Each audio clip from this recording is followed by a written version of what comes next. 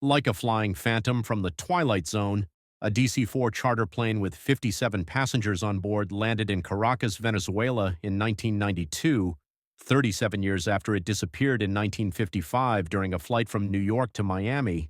But in less than a few minutes, the ghost plane took off again and disappeared into the clouds. Eyewitness accounts and the taped radio communication between the pilot and the control tower provide irrefutable proof that this nightmarish landing of the plane was real after all. The testimony of the airport control service workers who saw this incident is consistent in its essence, said Ramon Estevar, Deputy Minister of Civil Aviation. But the decisive argument, according to Estevar, is a small calendar from 1955, which the pilot threw onto the runway a few seconds before the DC-4 took off and disappeared. I saw a plane. I heard the pilot's voice. I even held a calendar in my hand, but I still can't believe it, said Juan de la Corte, who clearly saw everything that was happening from his post on the flight control tower. Those people on board still thought it was 1955 and that they had landed in Florida. But this is not the case. God only knows where they've been all these years.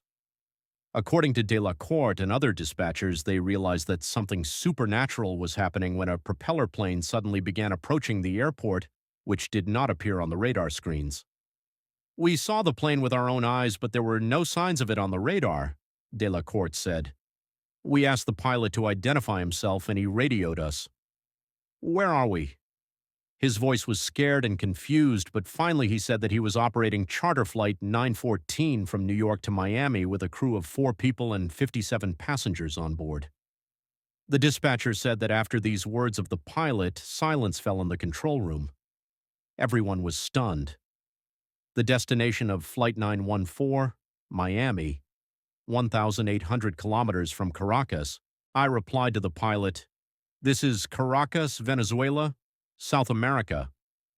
Then I asked, "Are you in distress?" There was no answer, so I cleared the corridor for the plane to land. The landing went great. Just when I was starting to think that everything had gone well, I heard the pilot say to his co-pilot, "Jesus Christ, Jimmy. What the hell is this?" They looked at the jet and behaved as if it was a spaceship. According to De La Corte, the pilot stated that he was scheduled to land at Miami International Airport at 9:55 a.m. on July 2, 1955. Then I heard him say, "Something's not right here." I radioed the plane. "Captain, this is the International Airport in Caracas. Today is May 21st, 1992. He just exclaimed, "Oh my God!" He could be heard breathing heavily. I tried to calm him down by telling him that a ground crew was already heading towards them. According to De La Corte, when the ground crew and the tanker approached the plane, the pilot shouted over the radio, "No, don't come any closer, we're leaving here."